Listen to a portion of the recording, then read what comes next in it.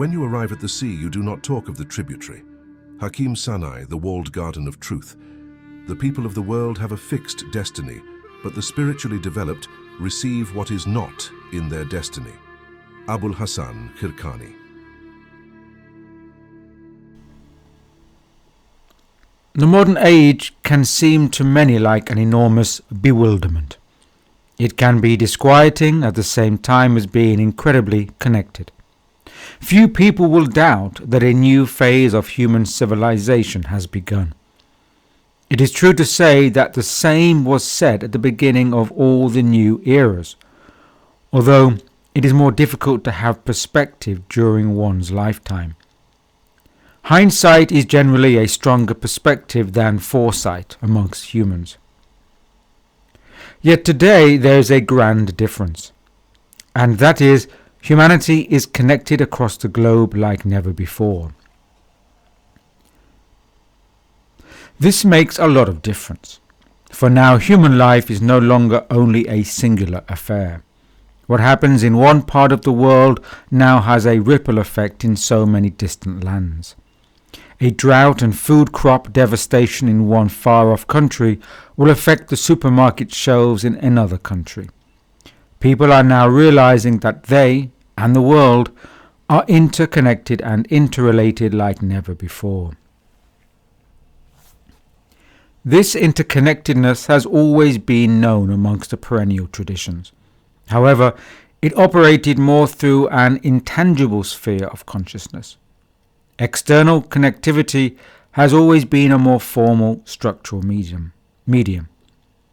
Yet the power of thought, of intention, focused imagination and visualization have always been functional modes of action at a distance. In current times, the world is experiencing a rapid acceleration in its technological systems. However, it is recognized that the connections of the modern world are mostly external connections. There is still little focus upon the internal threads that connect together the human individual and collective spirit.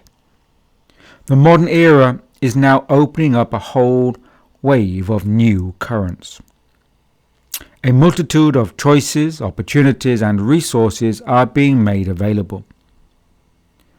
Those areas or subjects once considered fringe or alternative, such as the esoteric realm, are beginning to be more openly accepted into modern culture. As noted previously, much occult knowledge was kept away from open view, hence the term occult. A long preparatory period was required before the aspirant could be given access to such information. This mode of operation has now shifted.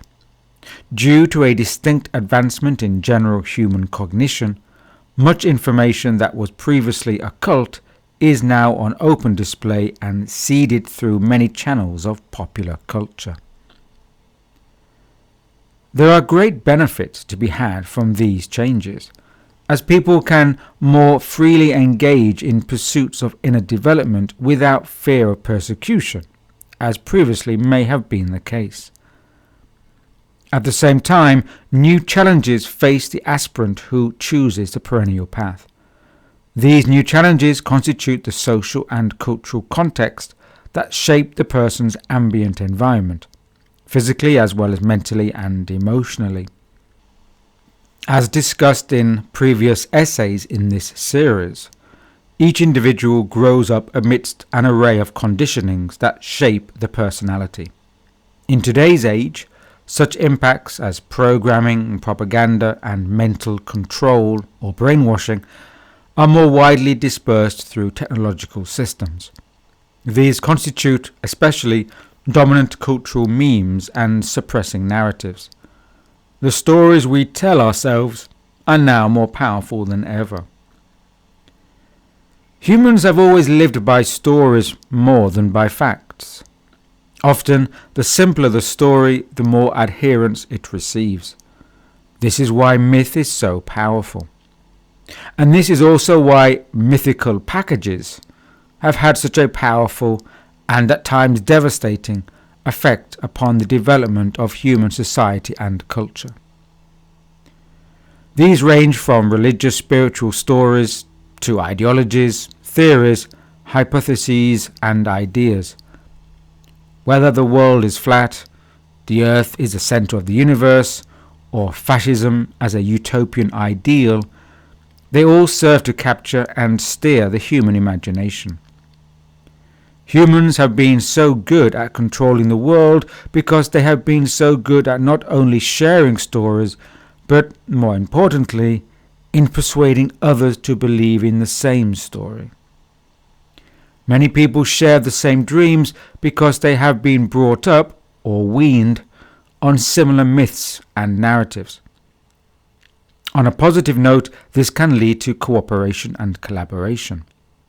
However, it can and often has also led to great struggle, conflict and loss of life. Because of the great reliance upon stories and human-constructed myths and narratives, humanity is now not particularly adept at recognizing the difference between fiction and reality. In most cases, people invest in stories to make them real, regardless of whether they hold any truth or not. This is how humans have created meaning for themselves, by investing in stories that have provided them with suitable and sometimes comfortable answers. The problem today, however, is that many of these stories are now collapsing. The world and the greater universe have become simultaneously more awesome as well as more bewildering. The question that faces many people today is how to live and engage with this bewilderment when there is so much uncertainty and rising insecurity in the world. The old stories and narratives are no longer functioning. They are not able to explain the world, the cosmos, or humanity's place in it. The modern trick has been to pump up the conditioning in place of presenting more meaning. The result is that people are programmed into obedience rather than into genuine inquiry or seeking. Obedience may be a contemporary form of dealing with increased uncertainty in life, yet it does not prepare anyone for dealing with the arrival of new currents, the new narratives and stories that will eventually emerge to replace the fading of the old ones. The opening decades of the 21st century represent a significant time. They mark a shift between eras. As such, they will show future historians the era where the old models were broken from and where the new stories began to emerge. The gods of old were replaced with a new understanding of reality and of humanity's place within it. Yet the road of transition will be seen to have been rocky. For these reasons, amongst others, it is both an important as well as a difficult time to be an aspirant, a seeker after truth. Important because it is crucial that the forces of materialism, over-rationalism, sometimes manifested as madness, and control do not oppress the expression of the human spirit. And difficult because of these very same factors. The perennial tradition has existed within the vehicle or form of religions and or spiritual bodies in the past. This was a necessary and functional way to operate that was fully conducive with the times. These times have now changed. A religious and or spiritual expression may now not be the most appropriate form to adopt. The perennial spiritual science, the developmental path, can now be expressed through psychological terms, thanks in large part to new scientific knowledge of the human mind, which has also provided a popular vocabulary in these areas. The psychological focus is also appropriate to the contemporary times. By this, I refer to the emerging and accelerating modern technologies. As the physical world becomes increasingly automated data organized and socially managed, it will be ever more necessary to develop psychological well-being and a human sense of meaning and self-worth. Present-day historians are already discussing how, by the middle of this century, there will have been so many accelerating changes that many traditional models will be obsolete. Social and cultural systems will need to adapt quickly in order to provide stability for people. It is hard to say just exactly how the future will unfold. Yet with the rapid developments in information and biological technologies, life as it has been known will enter profound transformation. Within this unfolding, however, one thing remains constant: true reality. Reality beyond external forms is not a transitory phenomenon.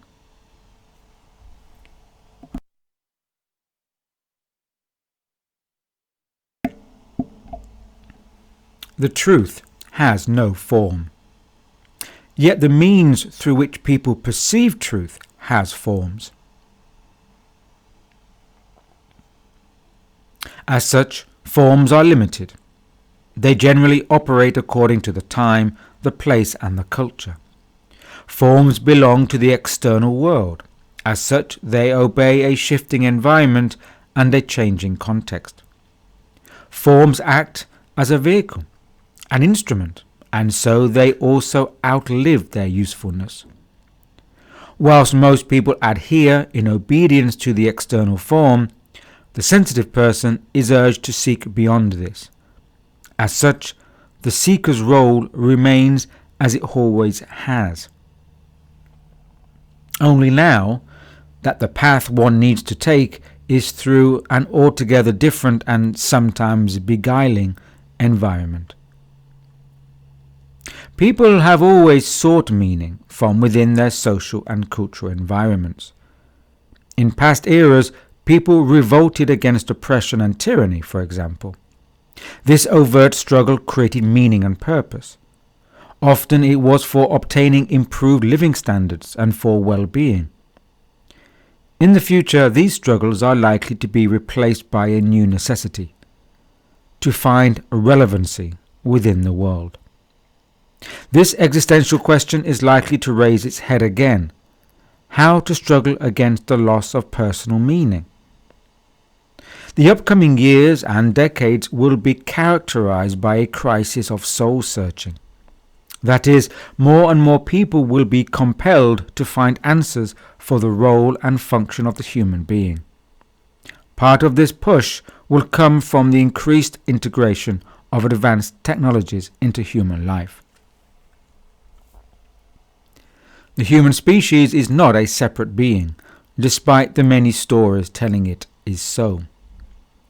In recent centuries, humanity has become divorced from the natural world, its natural habitat.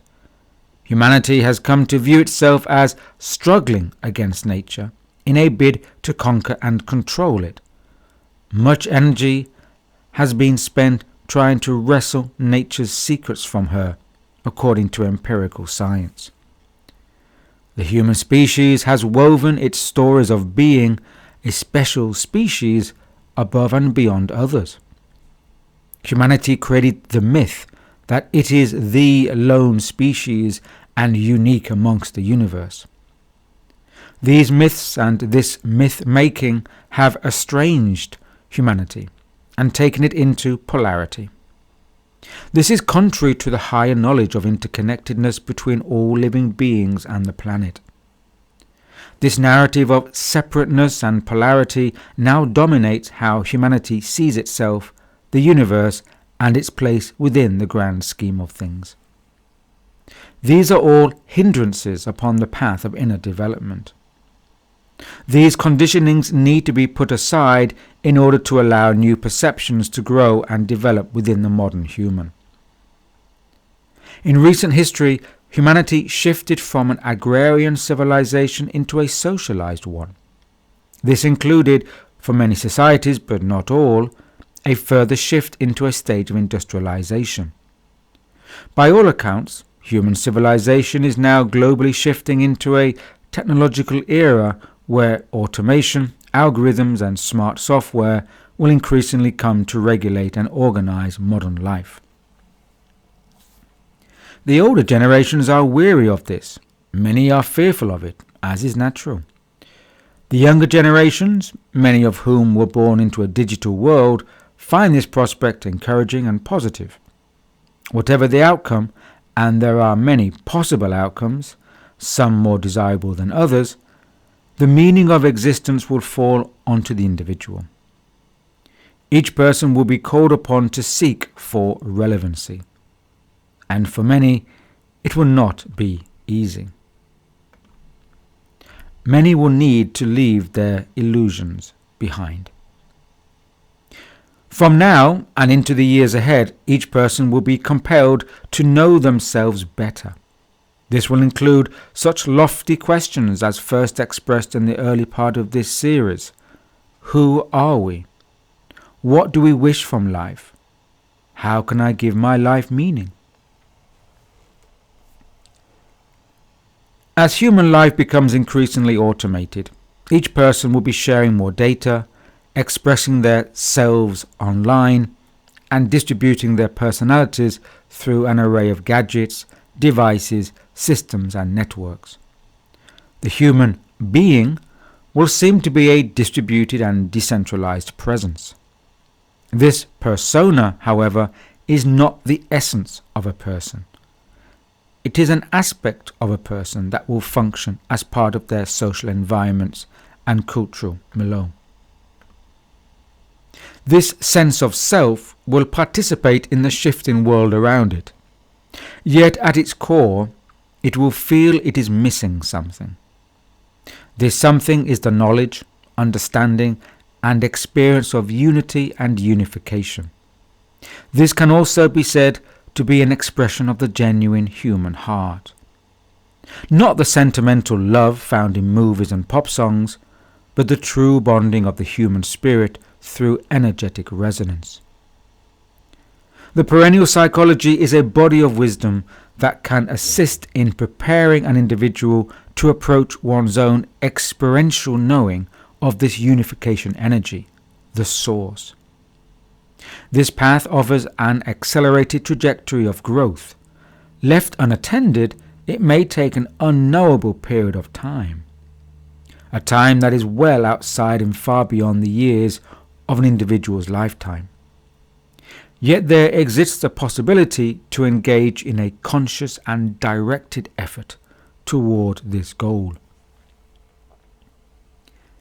It is said that the present era represents a completely new phase in human evolution, in that for the past 10,000 years, humanity has had the possibility for conscious evolution. That is, evolution for humanity can move ahead through deliberate, conscious, directed effort. We can participate as individuals to achieve that which is not in our original destiny, to refer back to Abul Hassan Kirkani's opening citation. And this is part of the ongoing living work.